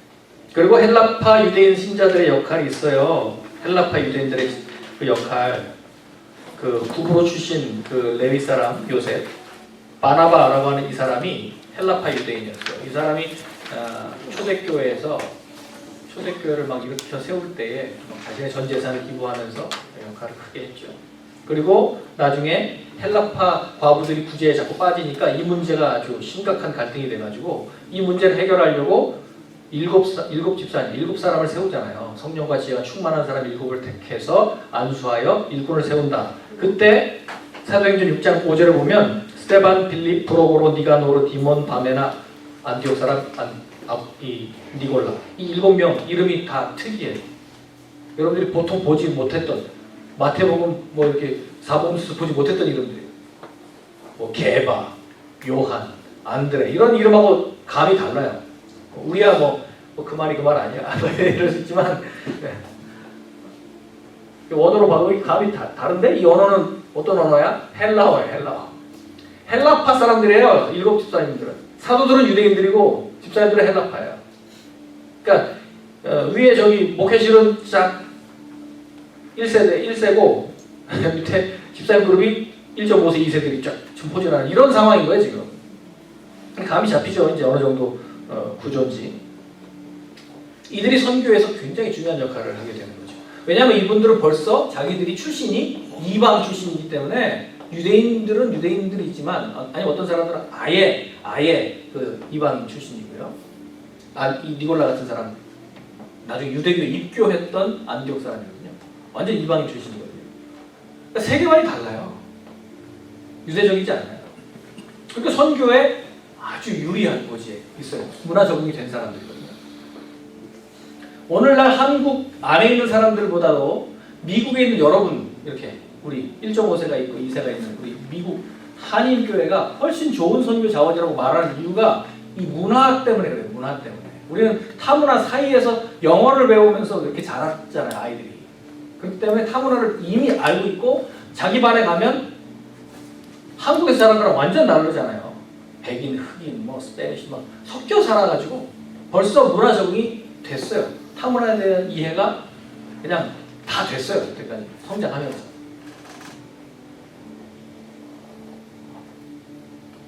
그리고 모범적인 교회인 안디옥 교회가 바로 바나바와 사울을 따로 세워서 금식하고 기도해서 안수하여 그들을 선교사로 파송합니다. 안디옥 교회.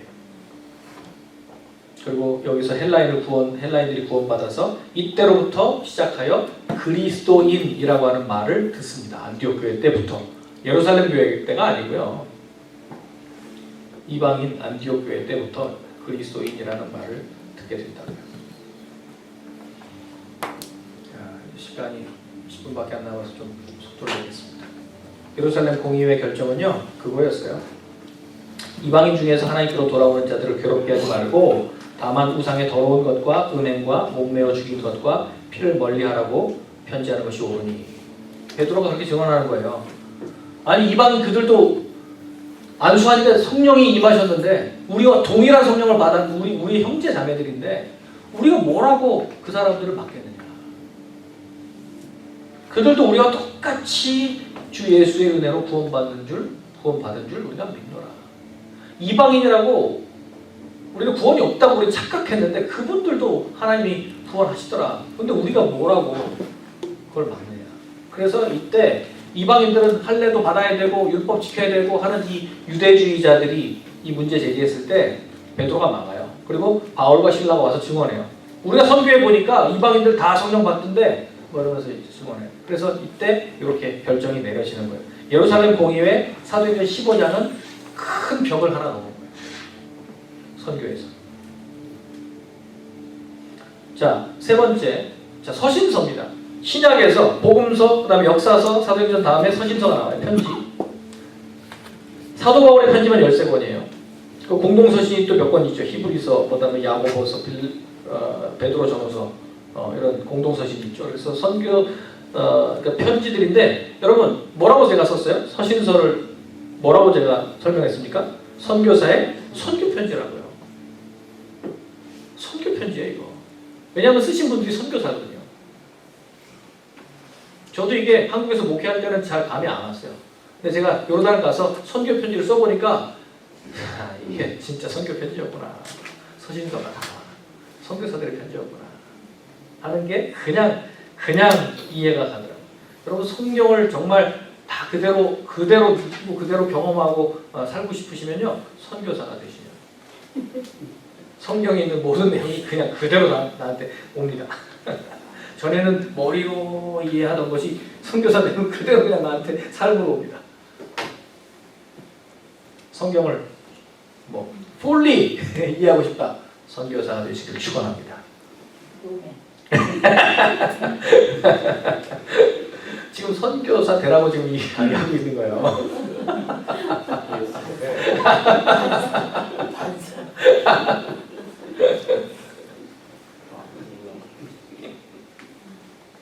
그러니까 선교사가 선교지 교인들한테 쓴 편지예요. 이게 로마서, 로마라고 하는 선교지 있는 교회, 고린도 교회, 또 갈라디아 교회, 또 데살로니가 교회, 빌립보 교회, 에베소 교회, 이게 다 교회, 선교지 교인들한테. 두 번째, 선교사가 선교지에 있는 현지 목회자들한테 지금 쓴 목회서신, 제자들 키워놓고 제자들한테 지금 다른 선교지에 가서 또 쓰고 있잖아요. 바울이 디모데 전서 후서, 디모데야 이렇게 목회해라. 내 목회 경험상 이런 사람은 이렇게 대해야 된다. 뭐 이런 얘기하는 거 아닙니까? 목회자 일일이 이래야 된다. 디도서, 빌레몬서. 로마서 10장 11절 한번 찾아보겠습니다. 로마서 10장 11절.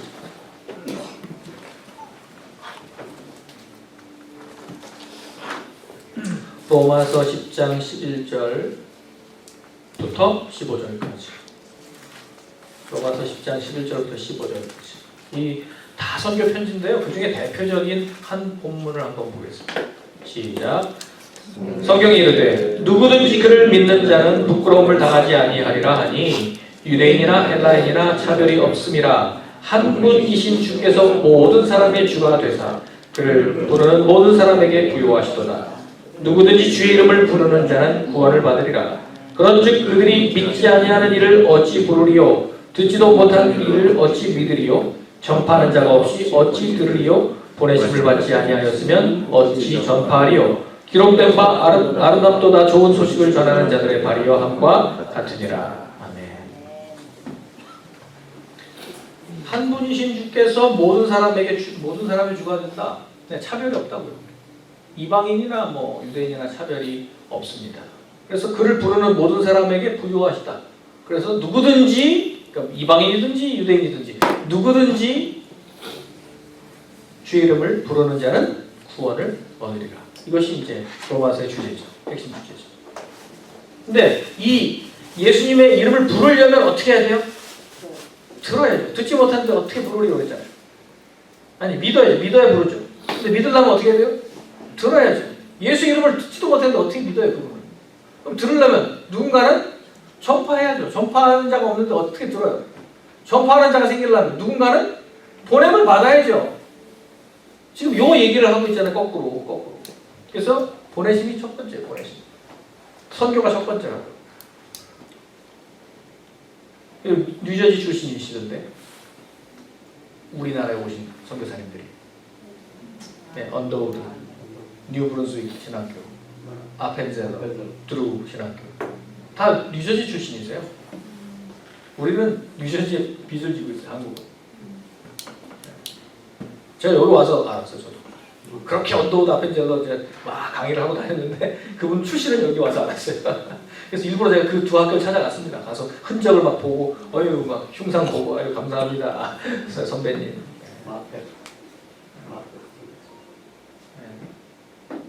그렇죠. 사무엘 모멘토.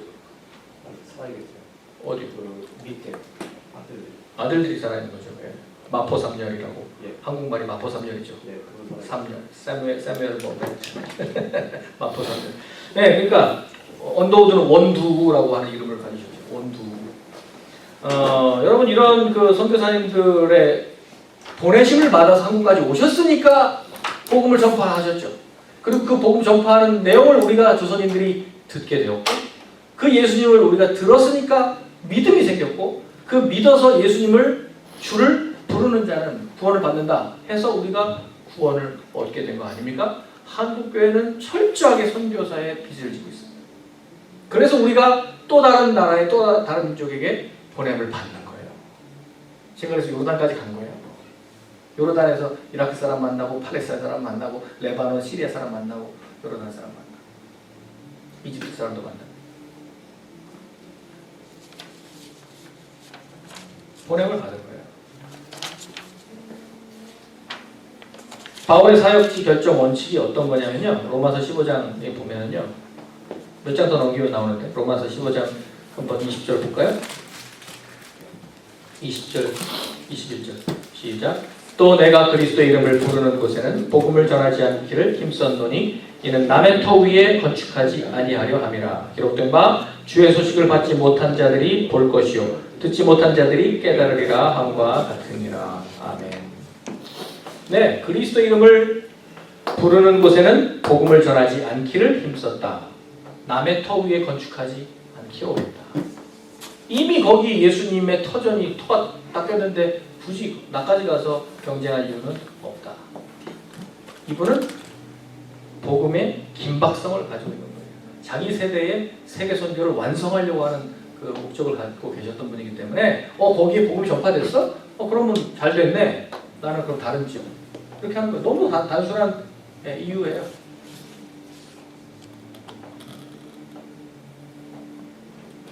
저도 이 말씀이 청년 시절에 저에게 방향을 제시하셨습니다.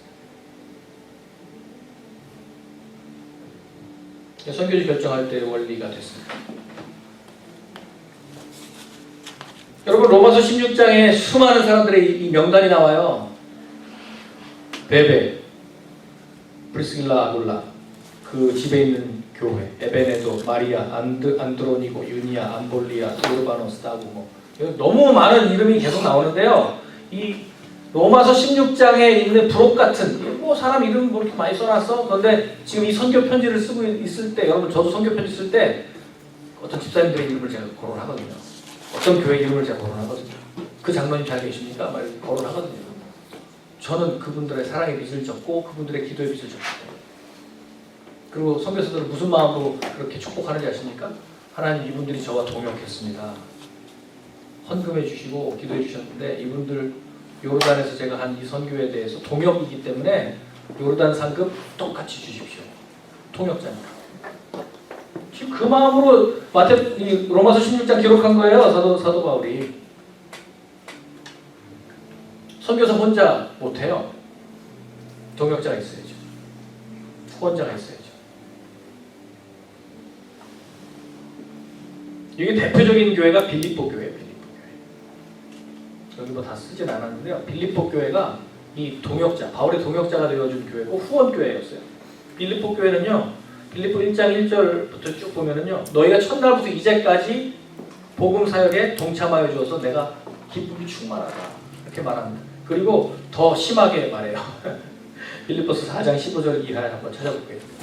아주 노골적인 선교 편지예요. 여러분들이 아마 그렇게 잘 안 보였을 거예요. 빌립보서가 옥중서신이라며, 에필 골고리 옥중서신이라며. 그래서 우리 맨날 아유 감옥에 갇혔는데 그냥 기뻐하라 기뻐하라 기쁨에서 이것만 기억하시지만 빌립보서는 철저한 선교 편지예요. 처음부터 너희들이 나한테 후원해줘서 고마워 이거로 시작해서 너희 안에 착한 일을 시작하십니다. 이게 착한 일이라는 게 무슨 뜻인지 아세요? 돈 보내줘서 고마워. 그리스도 예수의 날까지 계속 될 거야. 이러면서 하신 말씀이에요. 그리고 10절에 보시면 4장 10절에 보시면 내가 주 안에서 크게 기뻐함은 너희가 나를 생각하던 것이 이제 다시 싹이 나매니 너희가 또한 이를 위하여 생각은 하였지만 기회가 없었다. 내가 궁핍해서 말하는 것이 아니니라 어떠한 형편에든지 나는 자족하기를 배웠노니. 지금 감옥에 있으니까 얼마나 힘들어요. 그러나 내게 능력 주시는 자 안에서 내가 모든 걸 할 수 있느니라. 이 유명한 말씀을 이 환경 가운데서 한 거죠. 그런데 어떤 조건 다 자족하는 법을 배웠는데 14절에 그러나 너희가 내 괴로움에 함께 참여하였으니 잘했다. 고맙다. 그리고 빌립보 사람들아 너희도 알거니와 복음의 시초에 내가 마게도냐를 떠날 때에 주고받는 내 일에 참여한 교회가 너희 외에 아무도 없었다. 내가 죽을 때까지 빌립보 교회는 못 잊을 거야. 그럴 거예요.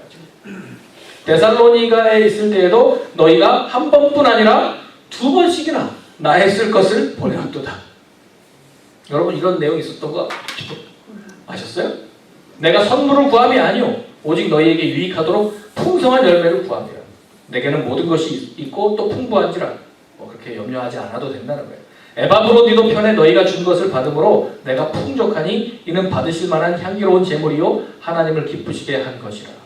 19절 다 같이 이렇게 선교 헌금을 열심히 보내는 교우들한테 하신 축복 다 같이 읽겠습니다. 나의 하나님이 그리스도 예수 안에서 영광 가운데 그 풍성한 대로 너희 모든 쓸 것을 채우시리라. 아멘. 여러분 이 말씀을 우리 참 좋아하는데 이 말씀만 좋아해요. 이 조건이 되었던 이야기는 싹 빼놓고.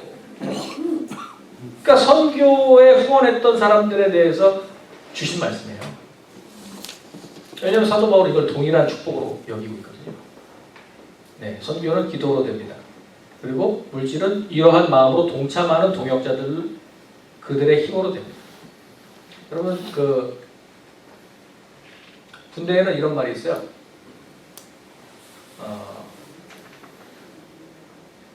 작전은 전투에서 승리하려면 작전에서 나오는 거죠. 작전은 전투를 성공으로 이끌고요. 전쟁, 장기적인 전쟁에서 이기려면요. 군수에서 결정해요. 군수. 물자 공급. 선교도 마찬가지입니다. 단기전에서는요. 전략을 잘 짜야 돼요. 작전을 잘 짜면 돼요. 그러니까 단기 선교는 전략이 중요해요. 그런데 10년, 20년 장기 선교사들한테는요. 뭐가 중요하다고요? 물자, 공급. 그건 하루 이틀 할 것도 아니고 한두 달 할 것도 아니고 1, 2년 할 것도 아니라서 중간에 물자가 끊어지면 그냥 철수해야 돼요. 아무리 그 사람 성령 충만하고 아무리 그 사람 유능한 선교사고 아무리 언어를 잘해도요. 물자가 끊겼는데 후원 교회가 끊겼는데 어떻게 할 거예요? 철수. 안타깝지만 결국 전쟁의 성패는 군수에 달려있어요. 왜 저렇게 북한이 속전속결을 외치는지 아시죠? 걔들이 이 밑받침이 힘이 없거든요. 밑힘이 없어가지고 빨리 끝내려고 그래. 빨리 불바다 만들고 빨리 끝내려고. 근데 우리는 괜찮아요. 일주일만 버티면 돼. 한국은 일주일만 버티면 전부 군수 물자로 다 바뀝니다. 삼성, 대우, 현대 다 바뀌어요. 군수 물자로 쫙 바뀌어요. 군수 산업. 그러면 이제 도로는 경부선은 활주로가 되고 막 다 이제 난리가 납니다. 그러면 이제 일주일 버티면 우리가 당연히 이기게 돼 있어요. 우리가 더 힘이 있거든요. 이 생각을 하시면 선교에서 군수가 중요하구나 하는 거 여러분들이 이해를 하셔야 됩니다. 자, 마지막 계시록. 시간을 조금 오버해서 죄송합니다. 요한계시록의 선교의 완성입니다. 요한계시록 5장 9절에 보면 예수님의 대속의 대상이 나오죠. 누구예요? 각 나라와 족속과 백성과 방언. 그러니까 모든 그 민족과 또 종족과 나라들 다 포함되는 거잖아요. 그죠? 요한계시록에서 빠지는 민족이 하나라도 있나요? 없어요. 일찍이 죽임을 당하사 각 족속과 방언과 백성과 나라 가운데서 사람들을 피로 사서 하나님께 드리시고 두 번째, 요한계시록 6장 9절에 보면 복음 전파에 따를 순교자의 수를 하나님은 정해 놓으셨어요. 순교자의 수가 있다는 거예요. 거기 죽임당한 영혼들이 막 제단 아래서 큰 소리로 불러서 이렇게 말하잖아요. 거룩하고 참되신 대주제여, 땅에 거하는 자들을 심판하여 우리 피를 갚아주지 아니하시기를 어느 때까지 하시려 하나이까? 언제까지 더 참아야 됩니까? 우리 지금 이렇게 순교당했는데요. 이 피가 막 소리를 지르는 거예요. 그랬더니 11절에 뭐라고 말합니까? 아직 잠시 동안 쉬되 그들의 동무 종들과 형제들도 자기처럼 죽임을 당하여 그 수가 차기까지 하라. 순교자의 수가 있다는 것이죠. 근데 여러분 정말 이제 예수 재림이 가까이 왔다는 것을 어떻게 아냐면요. 복음의 시작이었던 1세기 때 엄청난 수가 순교를 당했잖아요. 로마 시대 때 네로 황제에 의해서. 오늘날 21세기는요. 그때와는 비교도 할 수 없을 만큼의 수십 배의 순교자들이 더 많이 죽고 있습니다. 오늘날이 훨씬 더 많이 죽고 있습니다. 1세기 때 우리는 그 교회사를 통해서 막 어떻게 저런 순교를 당했을까 그러는데 요즘은 더 심해요. 여러분들이 이 소식을 잘 못 들어서 그렇죠. 순교자의 소리, 그 보이스 오브 마터라고 하는 그런 것도 있고, 그 다음에 지금 모퉁이돌, 아니 모퉁이돌이 아니라 그 박해지수 매번 이야기하는 그런 단체들이 있어요. 그 선교 단체들 중에 박해, 순교에 대해서 계속 리포트 올리는 단체들을 그걸 보면 요즘은 어마어마하게 죽습니다. 테러로 지금 뭐 지난주에도 스리랑카에서 또 300명 죽었죠. 뭐 그런 식으로 개수하다 보면요 엄청납니다. 예수님이 오실 때가 가까이 오고 있습니다. 선교의 목적, 요한계시록 7장 9절 10절 뭐 너무나 유명한 말씀이죠.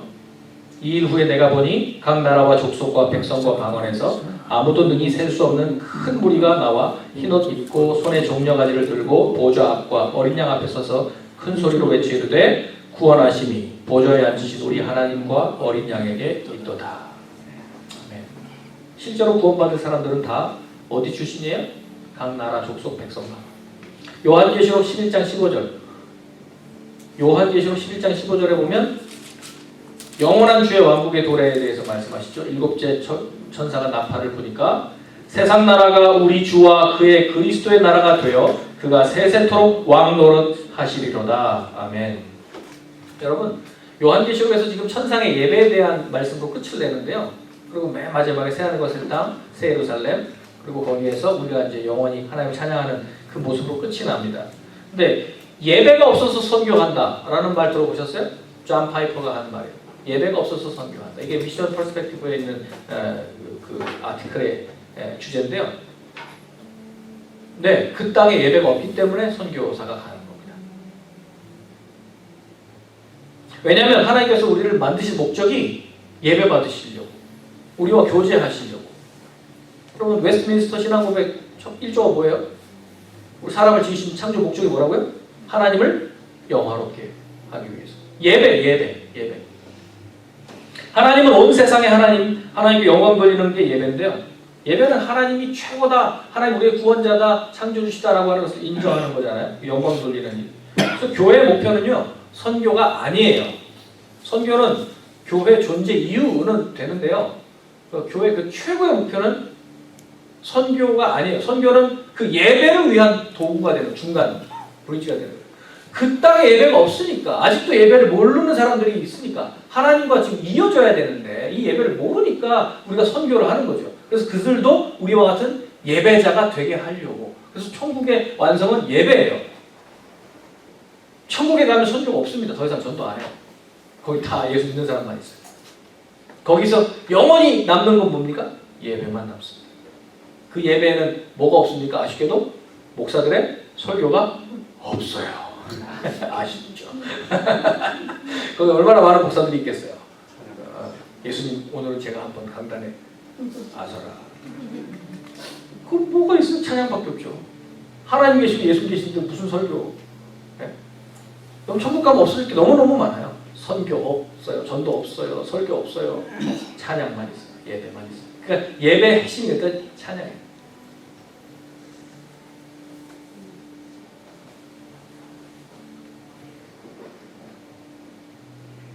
한국 사람들의 찬양도 있고 저는 그래서 천국 가면 흑인들이 굉장히 유리하겠다 싶어요.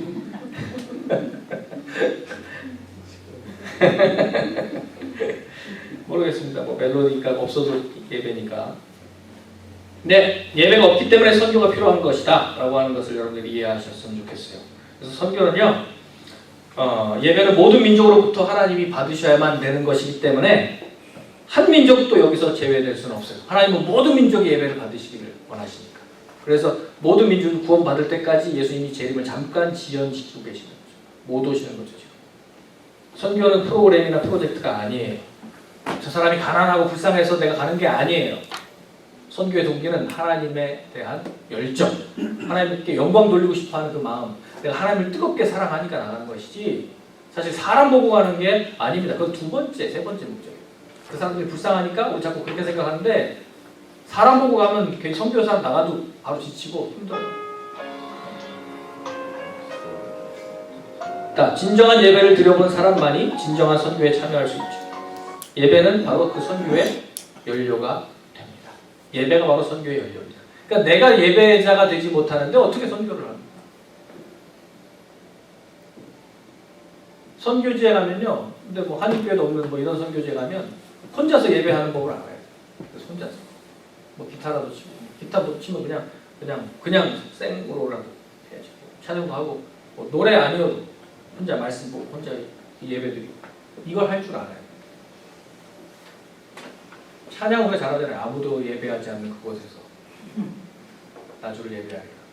해보셨냐고요? 아무도 예배하지 않는 그 땅에서 혼자 예배해보셨나요? 전 해봤어요. 그 땅에 아무도 예배하는 사람이 없더라고. 그래서 제가 그 땅 가서 예배했다고. 그 노래를요, 제가 우리 선교팀, 단기팀들 오면 그 광야에서 제가 그 찬양 부르면 다 울어요. 니들 왜 울어? 진짜 여기 예배자가 없네요. 그렇죠.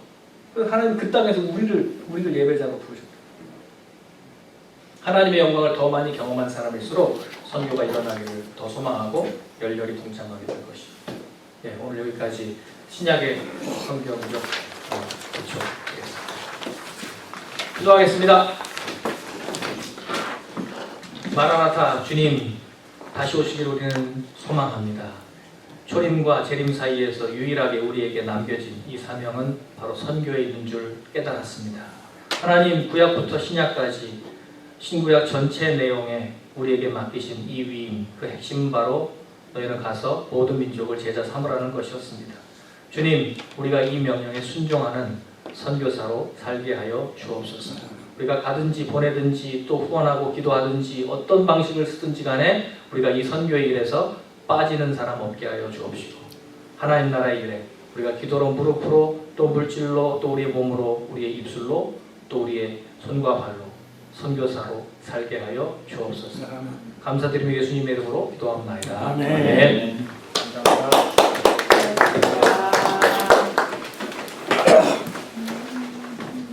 네, 다음 주는